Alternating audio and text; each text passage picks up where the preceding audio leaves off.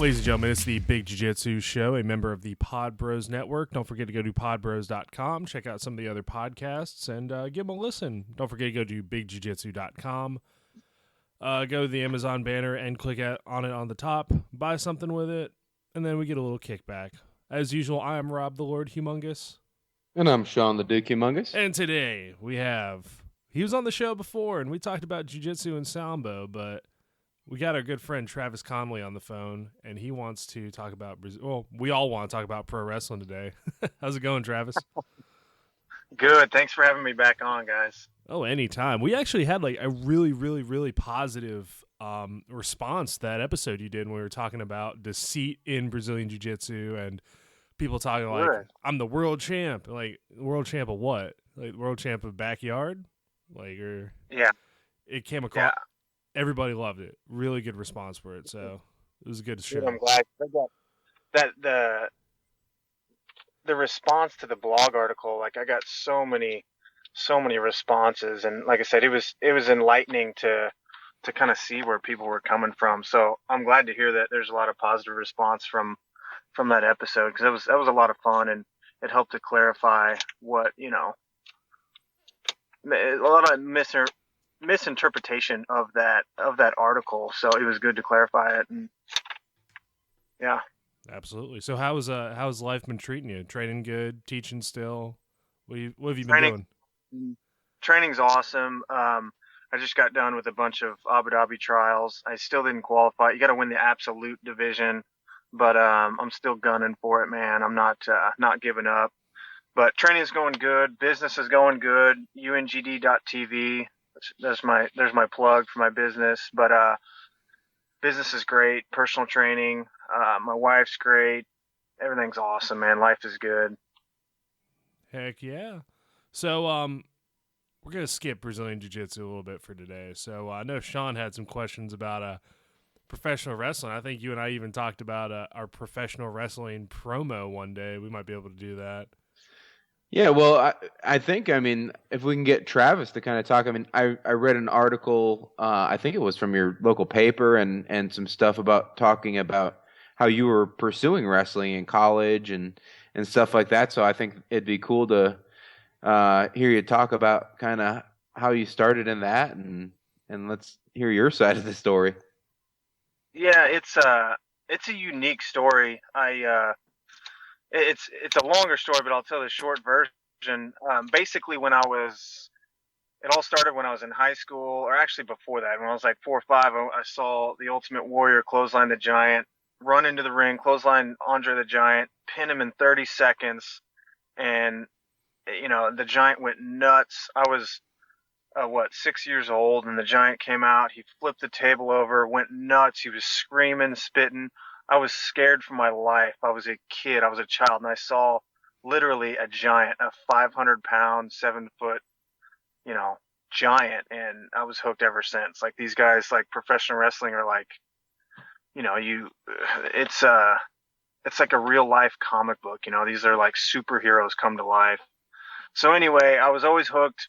When I was in high school, during a career shadow day junior year, they want you to pick a career and go shadow somebody, architect, mechanic, you know, a profession. I chose professional wrestling, and they laughed at me. They thought I was turning it into a joke. Mind you, I was a good student. I was a 4.0 student, a really serious student, athlete, everything. So it was kind of like this weird mix. You know, they didn't know how to take it. But anyway, I did it. I went and I researched. This is back in 2000, 2001. I researched schools all over the country, found out that Harley Race was in Eldon, Missouri, which is down at the Lake of the Ozarks, which is about 2.5 hours from Kansas City, 3 hours from Kansas City.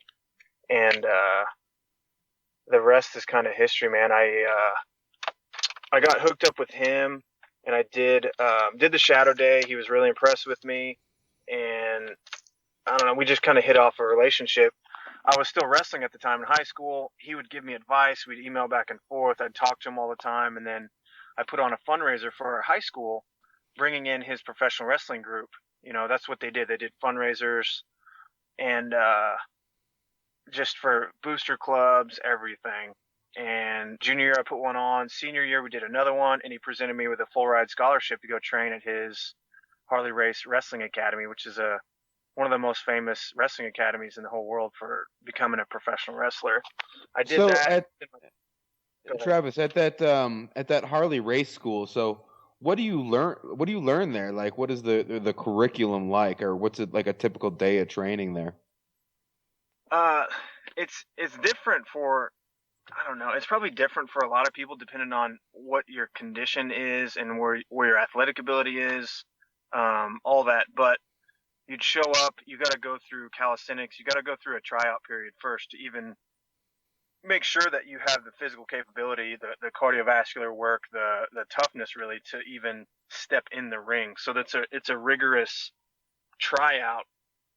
If you get through that, then my training was different because as soon as I graduated, I had like a week where I was doing stuff, and then I just started right away. So as soon as I was graduated high school, 18 years old, boom, I went down there and I was staying down there. So I would train 8 to 10 hours a day in the ring, like taking bumps. What you do before you learn anything is you learn how to fall and how to fall correctly, how to protect yourself, and how to not get hurt while hurting yourself, basically. Right. So that's the first step, and then you learn how to run the ropes, you learn how to lock up, you learn all the psychology, the moves, you learn how to. It's like a dance, you learn how to protect your partner, you learn how to do everything safely and effectively, and the best pro wrestlers are the ones that you know it looks 100% real, but you barely feel anything. So it's definitely an art form. It's a piece of Americana, really. It's people, if you really look at it for what it is, it's like live theater. It's a live movie. There's no retakes, there's no shooting. It's like, on the fly stuntman, and you got to improv, you got to go, you got to learn to adapt, and do everything on the fly. So. Well, Yeah, that's awesome. So I have a question to something I've never known.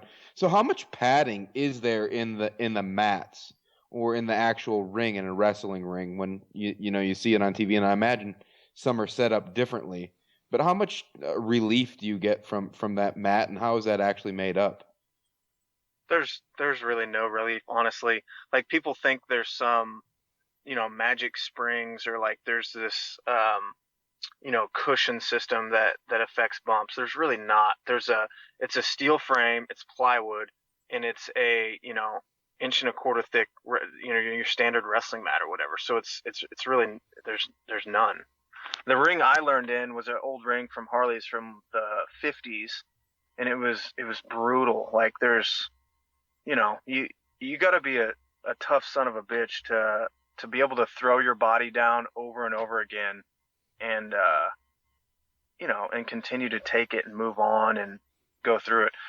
The first couple training sessions, the first couple weeks, my head like hurts so bad. From your neck has to be strong to be able to withstand, and your head from not bouncing off the mat, and you have to condition and strengthen your neck to where you're not constantly hitting your head and basketballing your head off the ground. And I remember I couldn't even drive. There was so much so much impact, and after a while you get so tired you can't help but your neck gets relaxed and it falls back and you're hitting your head, and it's just it's brutal, man. So to answer your question, man, there's not a lot of padding, and the best thing to do is it's funny too, because I used to help with a lot of the tryouts back when I was there a lot, and you get somebody in the ring and they're laughing like, oh yeah, pro wrestling, huh? And then you give them one body slam, and then you just see their eyes just go super, super wide, and they're just like, holy crap, man, this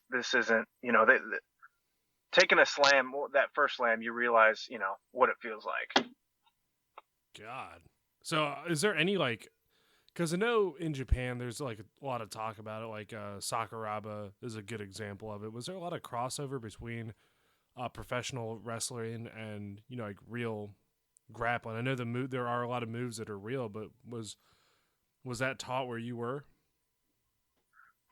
With Harley was like one of the original.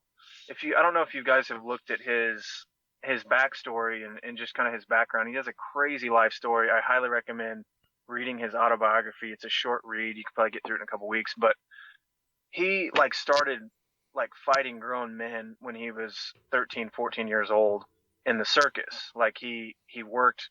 Had to make money to keep his farm going. He's from Missouri, up in Quitman, Missouri, and he had his family farm he had to keep running, and he had to basically put food on the table and keep his farm running by going to the circus, and they would take on all comers type thing. So they'd pull guys out of the crowd, and so as a 13-year-old, boy, he would have to beat up grown men, and that's kind of where he started. And so he has a man. He's just kind of I always describe him. He's kind of like a mythological creature, man. He's not. There's nobody like him. And so for 40 years, he's the most highly respected and regarded as like a legitimate tough guy. Like he can, just grab you and just subdue you. And like, that's my first exposure to submissions and stretching and everything. I wrestled in high school, was an okay wrestler, qualified for state a couple times. But then when I went down to Harley's, he wanted you to know how to actually wrestle, like how to protect yourself, how to work your way around a ring. So his training was a little bit different it was better training than a lot of times what you would see everybody else getting. Sometimes you see these big guys, these big tough guys and everything, and then they couldn't wrestle their way out of a paper bag, to save their life. So that was an advantage of learning from Harley. And if you know of anybody that's trained with Harley or trained by Harley or at Harley school, there's just a difference between it's like, oh, that's a Harley race guy. So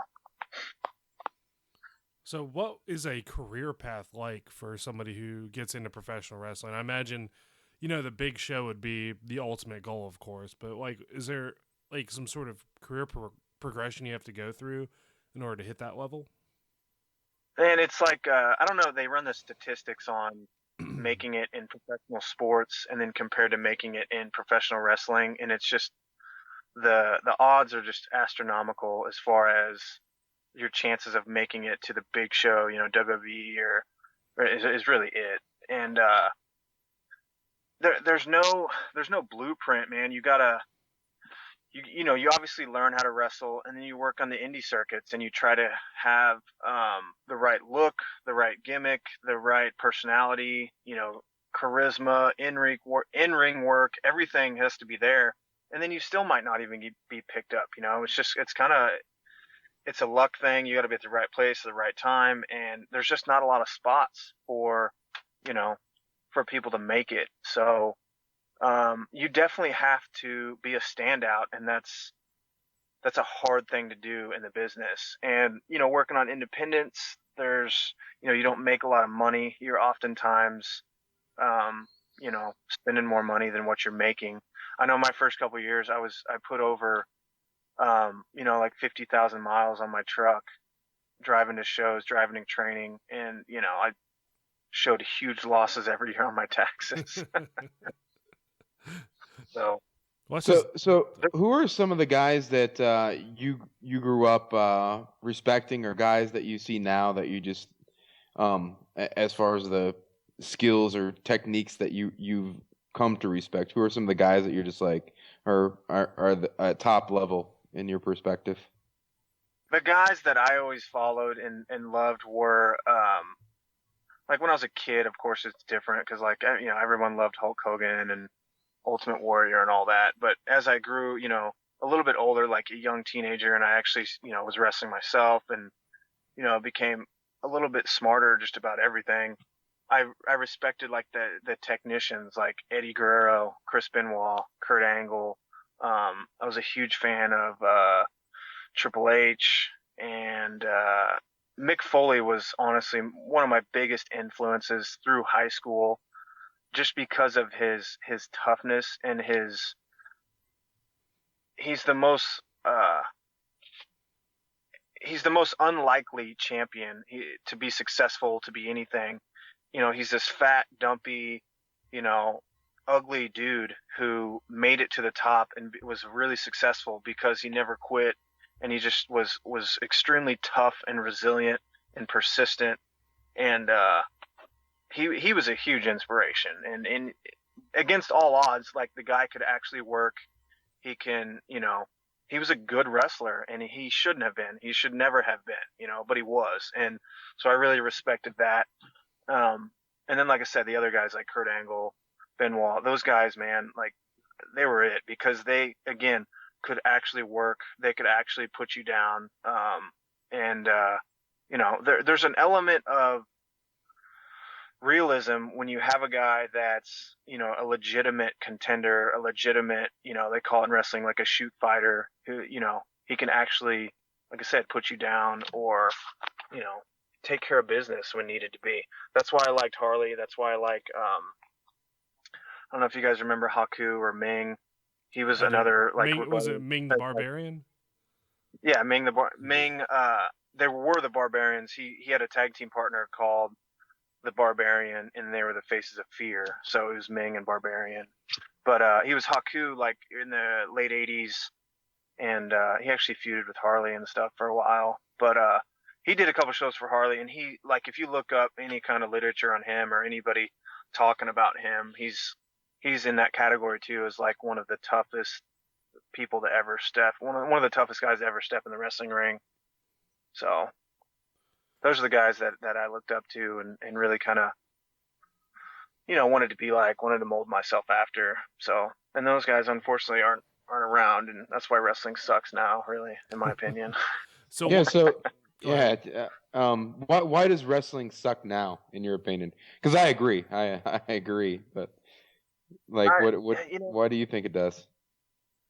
Just the competition element is gone, between WCW and WWE, and there's no alternative product, and these guys are kind of complacent. And I think if you read interviews or talk to some of the road agents and people in WWE, like I think I've even heard Triple H, who's the COO of WWE, and he's in charge, but years ago he would talk about how guys just don't. They show up and it's like doing a job. They want stuff handed to them. They're like, okay, well, I'm here. I'm athletic. I can work. I got all the tools. What do I do? And they don't contribute. Like back in the late 90s when wrestling was the biggest, everyone contributed their own. Like they had their own ideas, and it was a conglomerate of ideas that came together. It wasn't just like one person saying, okay, you do this, you do that. Here's your gimmick. Go out there and do this. Like, no one can think for themselves anymore. And to me, that's kind of paralyzed the creativity and the stories and the believability of wrestling. The biggest thing that makes wrestling successful, in my opinion, and a lot of people's opinions, is storylines and realism within it. Like, you have a line where it's like, okay, I know this is not real. I'm not going to say the F word because that's just, you don't say that about wrestling. So, but you have a story where you're like, okay, I know some of that's true, but I know, this is a work. This is, this isn't, actually, real case. So the line between realism, what's real and what's not, is blurred, and they just don't have that anymore. It's not believable. Wrestling, the point of wrestling is to make you believe, make you think like, wow, that was real. That really hit him. Or there's really some heat between those two guys, or there's really, there's not a lot of that anymore. So it's not believable, in my opinion. So it's, like you said, different now. Like, cause I remember watching it as a kid, and it always seemed like there was minimal hype between each of the matches, but the matches were like, oh my God, what the hell is going on? Like, the matches were crazy, and there wasn't, an overabundance of just talk, to me at least. Right. That's what I remember as a kid. That's the thing, and there was actual wrestling, and you tell a story when you wrestle.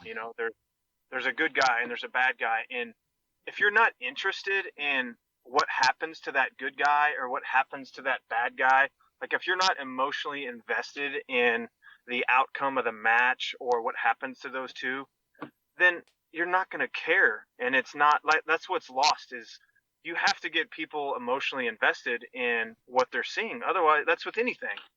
I mean, take Brock Lesnar when he was in the UFC. Like people wanted to see him win or they wanted to see him lose. But regardless, he sold tickets. Same with Conor McGregor right now. Why, why is he so successful? People show up, they buy the ticket, they order the pay-per-view because one, they want to see him win or they want to see him lose. You have some kind of reaction from people. And to me, that's what's like I tuned in actually. I'm embarrassed to say it, but I don't even watch wrestling anymore. Like I'll see like maybe a glimpse or a clip online, somebody post or whatever.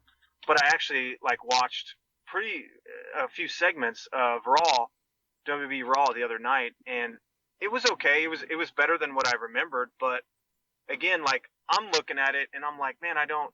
You can't get behind any of the characters or any of the people, and it's laughable to me. Like yeah, I was personally trying to do some. Oh, go ahead, Travis. I'll say this one last thing. Like I stopped wrestling in 2004, 2005, and that's when I pretty much, to me, that's when wrestling hit a decline too, because they went into the PG era, and the whole landscape of wrestling changed. So, to me, in the last 10 years, they haven't made anybody. There's been nobody to come up and create new characters or new talent that's believable that you want to get behind. To me, the only one is like CM Punk. Like he's been the only guy to come along and create some interest and create some kind of some kind of spark in wrestling. And why? Because a lot of his character was based on realism and actual behind the scenes stuff that was going on. He brought it into the storylines, and he was a believable wrestler, but again, that's just my opinion. But anyway. Yeah, I was a little worried this week. I was like trying to do some research on WWE and stuff like that and who's popular. And I mean, there's this Roman Reigns guy, and I know that there was Sheamus in the last few years, and the John Cenas, and of course The Rock. The Rock was, I think, kind of the end of the era with Steve Austin. Right. And those guys. And I was like, man, what am I going to talk about if Travis brings up some of these contemporary guys? Because I really haven't been following it. But like you alluded to, I think the UFC has taken some of the things, and Conor McGregor is a great example of a guy that has taken some of those old wrestling hype tactics, like in those interviews with Mean Gene, and actually sold his fights and taken that to the UFC. And I think that's why those guys are polarizing and they make all that money. Conor McGregor, I mean, for what he is, I mean, he's sold fights. I mean, that was UFC 196 was the highest grossing UFC ever. And, he's talking like the Roddy Pipers and stuff like that in those interviews, and that it sells stuff. So. Yeah. Nobody wants to see somebody in MMA be like, yeah, I'm going to, employ my game plan and it's going to be a good fight. And, that's boring. Nobody wants to see that. I mean, I'm sorry, that's respectful, it's whatever, but in the UFC and MMA, like they want to deny, or they want to be more sport-like. They want to be, they brought in weight classes. They want to be more of a sport, and they have all these rules and everything. But at the same time, they forget about what it actually is at the root of all of it. It's two guys in the cage and they're fighting. And if you want to be, have your guys follow a code of conduct and wear suits and act like the NFL and have this decorum and all that. At the end of the day, let's think about it. It's two guys fighting. Like there was supposed to be a moat around the ring at the original UFC. Like it's insane. It's two guys locked in a cage and they're fighting. It's I respect the trying to become more sport-like, but what it's done is it's ruined the proving grounds. It's no longer a proving grounds. It's more of a sport, and guys will point fight, and they'll fight not to lose instead of going out there and, fighting balls to the wall until they prove themselves, and getting off topic a little bit, but that to me is what professional wrestling has. It's entertainment. They sell tickets. They sell the wrestlers and the story, what's actually happening. And so when you start doing that, like, you can deny it all you want in the UFC, but that's what sells tickets. That's what puts butts in the seats, is wanting to see that person win or lose. Any reaction is a good reaction. If you have no reaction in wrestling, that's bad. Like when you hit the stage, or when you go out there or you're wrestling and you hear dead silence, you don't hear boos or you don't hear cheers, that's the worst thing ever. So you want that, that's what sells tickets. So I was going to say, like, it seems to be the majority of the people who watch the UFC are not people who either train or fight or anything. It seems to be, like you said, just fans. And you have to get that reaction from them. So that was kind of like, I kind of had to step back a few times and look at it myself, like John Jones kind of playing the heel, I guess, in some ways. Yeah. And he's getting more popular, because I remember when he first started, it was like, here's John Jones. He stopped this mugger while he was out running, getting ready for a fight. And, but now he's breaking pregnant ladies' arms and car crashes and failing, drug tests and DUIs. Yeah, he did a definite heel turn. He went heel for sure. Yeah, it was almost like Hulk Hogan joined the NWO. So I mean, like, having those big, like you said, these really big names on either side of the spectrum, like, that's what puts the butts in the seats. So, for those of us who are like, man, the shit talking, do we really need it? Like the guys who train or whatever, they're like, you're supposed to be humble and whatnot.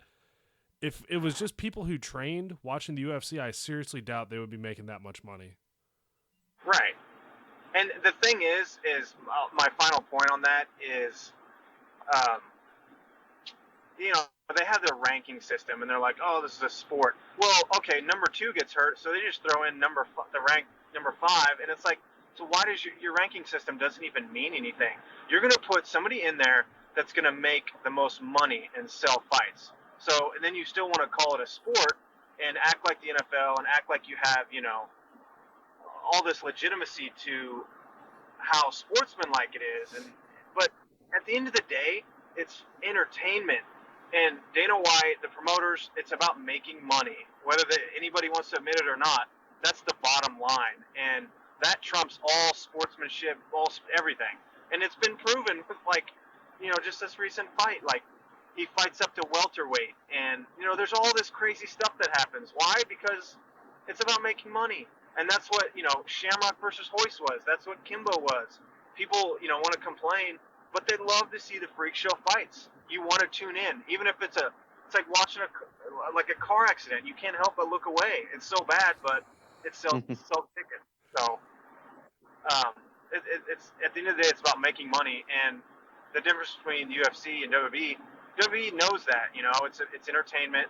They're going to sell tickets. And I think UFC and people in MMA, there's that line between, well, it's martial arts, so it's respect and it's discipline and it's, all these things. And then you have the other side of it where it's, trash talking and selling fights. So I think they're kind of in this conundrum of what they, as fighters, as individuals, and as the message of the entire UFC, it's like, what do they want to portray?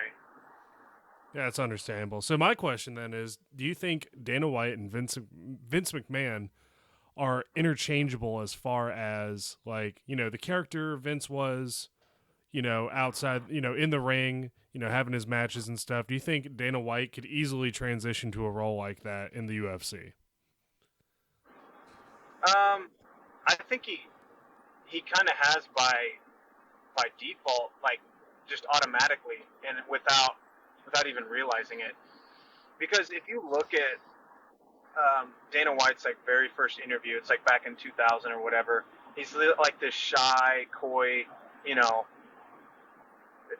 business, he just took control of it, and he's like talking all soft. He's like, hey, yeah, and now you look at him now, and he's cussing.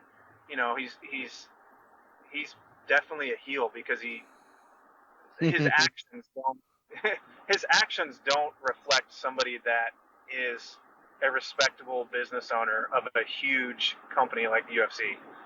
And he just, I don't know, money and greed and power has changed him and taken him to what he is now. But to relate him to Vince, like Vince is a very, very smart guy. Like he is who he is, and he knows it, and he's a very, very talented promoter, and he knows exactly what he's doing all the time. Like he's a genius. He's I mean, you could study his psyche and moves he's done and certain things, and he'll go down as one of the greatest promoters of all time in anything: boxing, wrestling, fighting. I mean, nobody can even nobody can hold a candle next to him. He's by far the best. Oh yeah, And there's a reason. I would say, like, even as kids, it was the thing to do was to watch Monday Night Raw. I remember it, like, being in elementary school and middle school, watch Monday Night Raw and then Monday Nitro, like, kind of, like, switch back and forth, and then, stay up late so your parents wouldn't catch you, and then go home and talk, or go to school the next day and talk about it.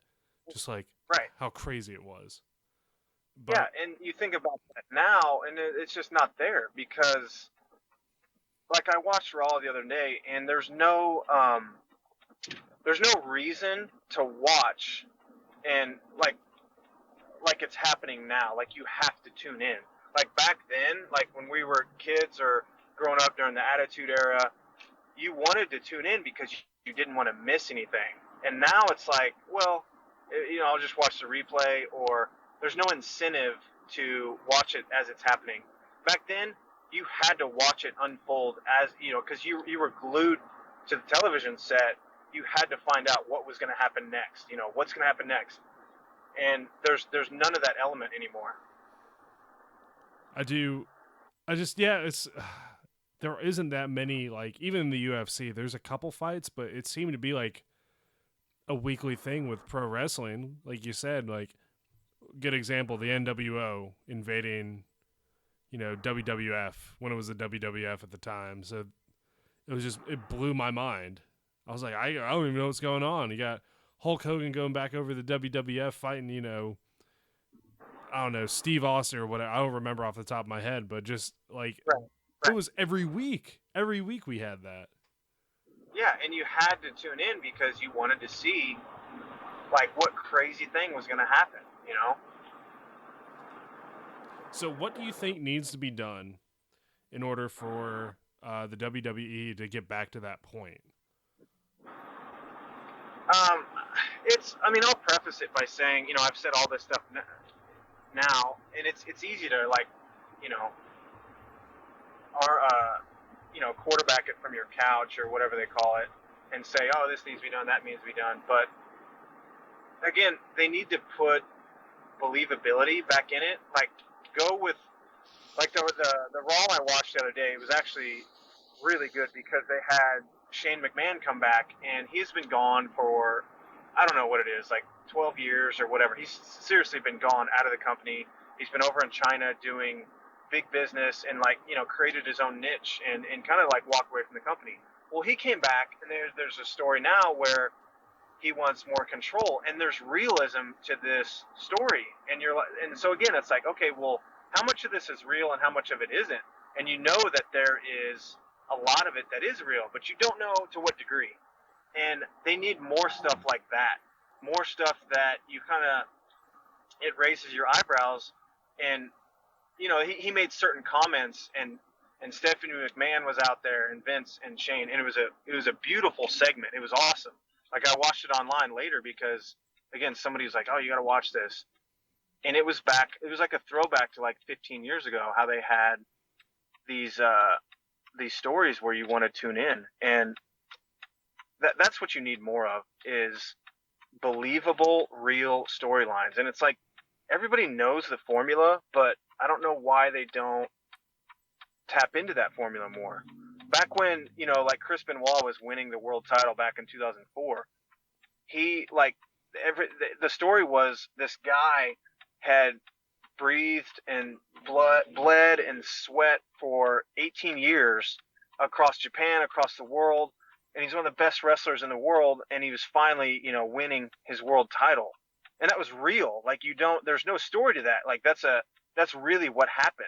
And people got behind that because it was real, that you knew that no matter what it was, Chris Benoit actually did all that. He was fighting tooth and nail his entire life for that one moment, So bring back more real storylines like that and, tap into that formula. Well, hopefully they're listening to this, because honestly, like, there was that period of like, nah, pro wrestling, man, I don't even want to mess with that. But there's still part of me that would be like, yeah, that's a good way to spend a couple hours watching pro wrestling. And it still can be entertaining. Like, there's a friend of mine back home, and he is doing the local circuit out there, and it seems he's doing a pretty good job. And he puts his matches up on Facebook, and I'll watch them. They're entertaining to watch still. Yeah. So if Shawn and I'm sorry, go ahead.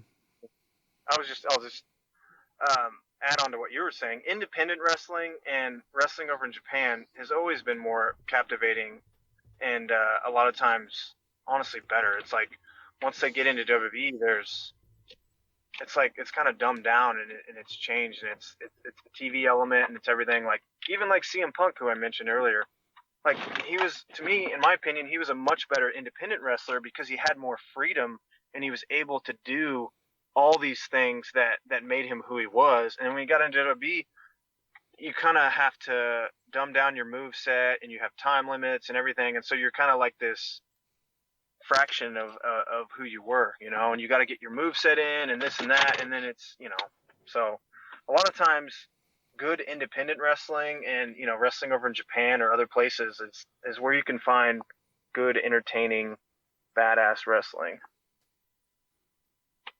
I have to start watching that, because I know I've seen some pretty crazy clips from Japanese pro wrestling, so I have to watch that as well now. Yeah, New Japan Pro Wrestling is where it's at. That's the most popular. And watch the old Wrestle Kingdom. Like it happens in January every year, first of the year, and it's like the WrestleMania for Japan. It's amazing. Definitely check that out. So the question I've got, you're our manager now, right? This is just all hypothetical situation. You are a manager, and Shawn and I are a tag team. What's our gimmick? Or do you have one that might work for us?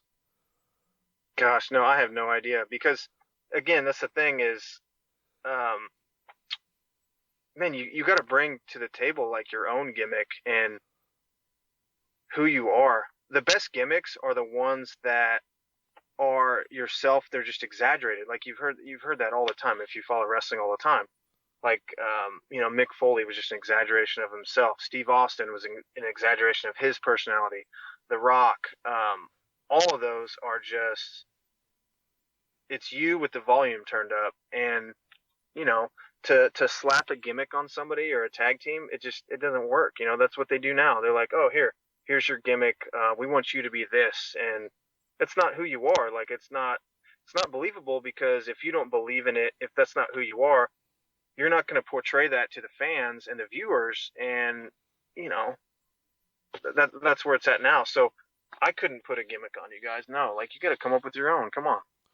Oh, all right. So well, Rob, I have a couple ideas, man. Yeah. I was gonna say we got to brainstorm now. I mean, we both like meat and coffee a lot, so we could go up and like bring a grill and beat up people with the grill. Like an old Weber grill.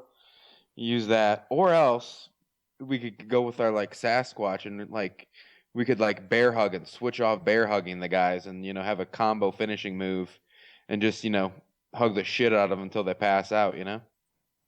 You like either of those? Yeah, I mean, I'm sure people would want to tune in to watch another guy hug somebody to death. Yeah, I don't think it's gonna work.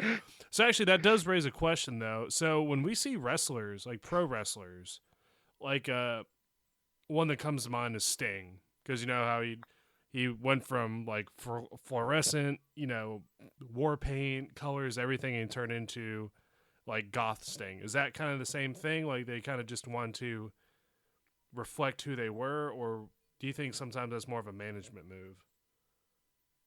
Um, Sometimes I don't know. It's kind of both. Like where the ideas come from. Sometimes it's a management move. I think a lot of times, more often than not, it is. But like I said, back 15 years ago, 20 years ago, it was more of the individual, and then they'd have to push their idea through, and then the management would let them have the idea. So I don't know, with like Sting's thing, that it was a total ripoff of the movie, The Crow, like 100%. And like I think that's pretty well documented. And but it was popular at the time, and so they ran with it, and it worked. Like that storyline to where Sting was the the he was WCW, and he was like the leader, and then for him to disappear, and then he came back, and I'm glad you brought that up, because this is one of the greatest examples of one of the best storylines ever in wrestling. He didn't wrestle for 18 months. He didn't step in the ring. He never threw a punch, never touched a guy for 18 months. But he showed up, and he made more of an impact with that and he never said a word. He never did anything but show up. And that's one of the best selling storylines ever, because he did more with just his actions and being there than most guys do, talking and wrestling and everything else. So it was the power of that storyline of him, turning black, and there was all this mystery and mystique on what was Sting gonna do? Where was he gonna be there? Whose side is he on? What's he doing? Why is he up in the rat? There's all these questions, and again, it goes back to what we said earlier. You had to tune in to find out like what is gonna happen. Like you had to. It wouldn't suffice to watch a replay of it. You needed to see it happen as it's happening. It's kind of like sports now. Like you don't want to watch a replay of the UFC, or you don't want to watch your home team, your sports team on a replay. You watch it live because you want to see it happening as it's unfolding. And that story was one of the best for that reason, because it captivated fans. It was just great story writing. It was amazing. What would you say another good storyline would have been, aside from the Sting, Sting showing back up storyline? Something that kind of sticks out in your mind as well. Another, the Vince Steve Austin storyline, because again, there was elements of realism. Like Vince, after the Bret Hart screw job and certain things, kind of like how we're talking about Dana White, like he kind of by default turned into like this asshole boss, and Vince ran with that, and because fans believed it, they knew that Vince was this asshole boss, and they turned this huge storyline into it, to where Steve Austin turned into the anti-hero. He was sticking it to the man, and that man was Vince McMahon represented your shitty boss at work or whatever. Like everybody could relate to that storyline, because it was an employee versus his boss. Who doesn't want that? And there was elements of realism, because they knew that was rooted in truth, and they ran that storyline for years, and it never got old. Like I bet they could bring it back, and it still would be, still would be. So it was gold. Like that was gold in the wrestling business. You wouldn't think that like a non-wrestler could be such a pivotal role in such a storyline, but he was. Like that's one of the greatest storylines, in wrestling. Yeah, because I think, like you say, he's a non-wrestler, but he takes an active role with it instead of just kind of being hands off. So the other question, since you have pretty good knowledge, are all those positions in the WWE real, like the commissioner, Sergeant Slaughter, or they just have them there for like storyline's sake? No, they're real. And then, just like with the characters and the wrestling and everything, it's real, but then it may just be exaggerated. Like some of the the commissioner and stuff like that, like some of the decisions that are made. It's just it's played up a little bit. So, but no, the positions are real. Wow. I did not. I always figured, like, even as a kid, I'm like, well, that's pretty sweet. You know, he's got a job and he's just going to go out here and just beat the tar out of him. I was like, but Yeah. I didn't know they had that active of a role in, like, the decision-making process. That's pretty cool. Yeah. And a lot of times, they may do certain things, but then, they play it up on TV like the commissioner made this decision. Well, it was probably made, jointly or with Vince and Triple H or whoever, but then they play the character, they play the commissioner and play it up like they made that decision or whatever, Oh, okay. so. Well, dang, I'm learning a lot. It's pretty sweet. So, now one last thing, because now I've got like all these questions going through my mind, just running through them in my head, like from like when I was 8. So I've got like 22 years worth of questions, just like ready to throw out there. Yeah. Are shoots more common than they like appear to be, or is that like a once in a while type deal? Shoots like in the ring, like when somebody like the guys actually start fighting each other and it goes awry. Yeah, pretty much. It depends on, like, there's a decorum and there's a level of professionalism. Like, you put yourself in that person's hands, you trust that person you're working with, and vice versa. That person, like, you're basically putting your life in their hands. So something can go wrong, like, maybe there's heat, or there's they say in wrestling, like, heat, like there's trouble, or there's bad stuff going on, in the locker room or behind the scenes, whatever. Like, sometimes that does happen, not a lot, but you can see it, or you can see it in the match if somebody's, or I guess I could see it because I know, but when somebody is actually shooting for real. And it doesn't happen a lot, honestly. Some guys are just, sometimes in a match, like, you may lay something in too stiff, or you tell somebody to lay up a little bit, they don't do it, then you gotta kind of put the boots to them and let them know, like, hey, that's not acceptable. Let's move on, whatever. And that's kayfabe, but yeah. Anyway, I don't know. Did that answer your question? No, it did. Like, because what I would think about was, like you're saying, you're portraying stuff, and like some of those moves hurt. And the one thing that comes to mind is Ric Flair's chop. And and that's holy shit! Like, it's real. That's why people react to that, because you hear the sound, that there's no way to, quote unquote, fake that, that he's really hitting him in the chest, and it's really making that noise, and it's really leaving blood blisters, and so that's why they get such a pop. But I don't know, it doesn't happen a lot where people have to shoot on each other or whatever. Wow. Well, that's good to hear then, at least they're not trying to kill each other out there. Shawn, you got any? Oh, sorry. You'll know some guys though, like again, the element of realism, like you watch Ken Shamrock, like when he was pro wrestling, he you could tell that he was shooting a lot of times. Or watch Big Van Vader, like, he was notorious for being a dick, and he would just club people all the time, and that's not, like, people won't want to work with you when you're too stiff, and when you're not working towards the same goal of putting a good match together. And when, so I don't know, like, I know certain guys that, guys will have reputations of not being good workers because of that, and they don't last long in the business. So now with Vader, you're talking like the man they call Vader with the face mask and the big dude, right?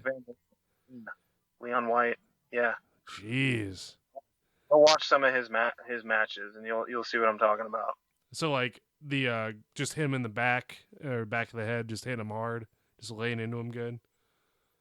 Yeah, he laid everything in. He didn't care, and several people. It's documented. Like, people would tell him, "Hey, you're not going to have anybody to work with, if you keep wrestling like that." And I mean, that's not a good reputation to have.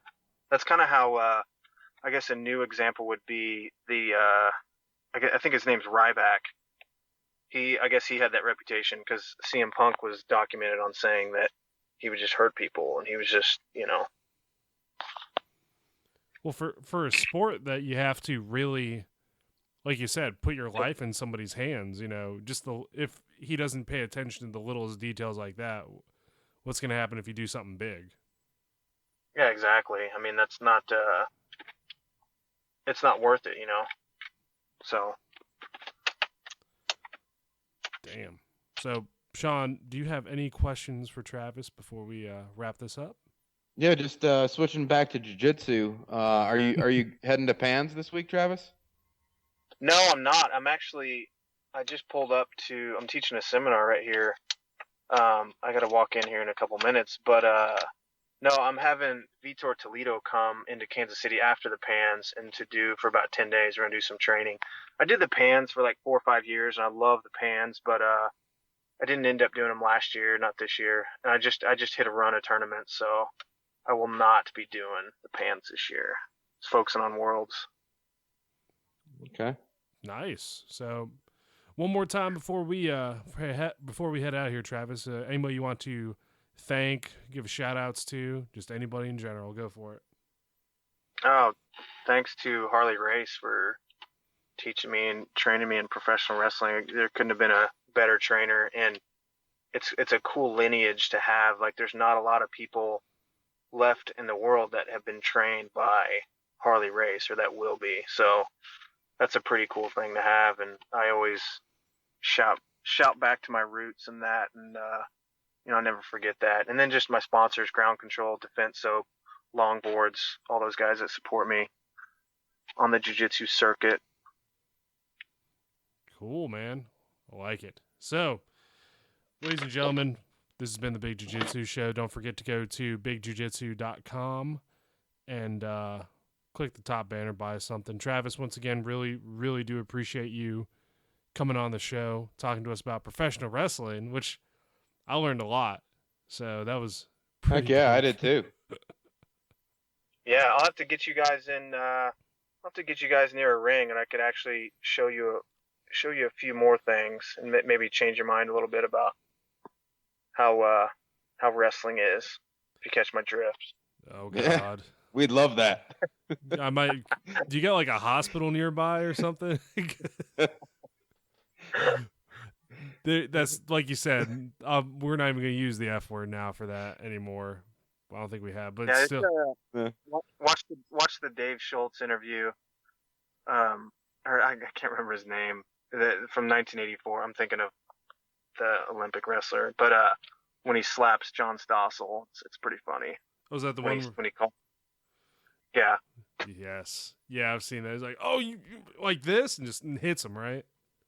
Yeah, because he calls it fake. He's like, "What?" He's like, "You're talking to a guy who just wrestled, and that's his living, and he eats and breathes and sleeps wrestling, and then you're this little, skinny little reporter, and you're like, come on, let's be honest, it's fake, right? And you're trying to get somebody to admit that what they believe in and what their profession is, what their life is fake. It's not like that's not what you say." And he just open hand slapped him and busted his eardrum. He got in a big lawsuit, but I think a lot of the workers, a lot of the wrestlers love that, because it's like, there's things that we know, but that doesn't need to be said, and that's just one of those. Like, there's an etiquette to that. So, but anyway, hey, I gotta run, guys. I really appreciate the time. Always, man. It was fun. Good to talk about wrestling. Awesome, man. Anytime, you are always welcome on our show, dude. Appreciate it. Anytime. We'll catch you later, Travis. All right, I'll see you guys. Yep. Bye. So that was really informative, honestly. Like, yeah, that was good. We're more in receive mode, just learning that one. Yeah, like, if you sit here and you tell me, you get to live that little bit of like childhood nostalgia, I guess is the best way to put it, because I remember my parents wouldn't let me watch pro wrestling for the longest time, and my brother and I got in trouble one night because we were doing our own Hulk Hogan Macho Man impressions at bed. And my mom came in. She's like, I was listening to the whole thing. You guys are definitely not watching wrestling anymore. I'm like, oh, damn it. I can't say I remember who was who, though. But at least now with you and I know it. You're Hulk Hogan. I'm the Macho Man. Gotta be. Gotta be. You have better facial hair. I just grow the beard. Your facial hair is better for Hulk Hogan. But man, we should probably take him up on that offer and get hurt. Yeah, Not hurt. that'd be awesome, I'm sure he's, if we're like you said, it's a trust thing. So I do believe that there's a lot of very physical aspects in it. Because I do not like getting judo thrown once, so I can't imagine getting thrown multiple. No, man, that judo got old quick, man. Just even with like going on the Saturday, just taking the tosses, man. That's not fun. It's rough, man. Hey, check this out. Let me show you my pec because we talked about it on the show. Got a nice little some bruise in there from somebody grabbing the pec to stop. Oh man, yeah, it's good shit. Yeah, Gabe is a bit grabby still. So if I'm training with him, like I will have bruises all over. Go on. Yeah, that was really good to have Travis on the show, man. Had a good time listening to his wrestling stories. Yeah, I mean, for that podcast, I was more in just receive mode, listen to his stories. Like stories like that, like I said, I like to hear because it's childhood nostalgia that I get to listen about, like to somebody who really has the inside knowledge of how the business and the entertainment and the sport aspect of it works. So it all comes together, and that's what keeps me entertained. That's why I enjoy it so much. Even though, maybe it's unacceptable for a grown man to watch pro wrestling, but, it still interests me. I just don't get to watch it, which sucks, man. Yeah, we'd watch it if we wanted to watch it anymore. You know what I'm saying? Like like we talked about, it doesn't have quite the appeal to me as it once did. So yeah, well, like I said, like he said as well, I think the difference in characters or the people, I mean, like it isn't as big of a draw, I guess. So, but ladies and gentlemen, thank you for listening once again. I am Rob the Lord Humongous. And I'm Shawn the Duke Humongous. And we will catch you all next week.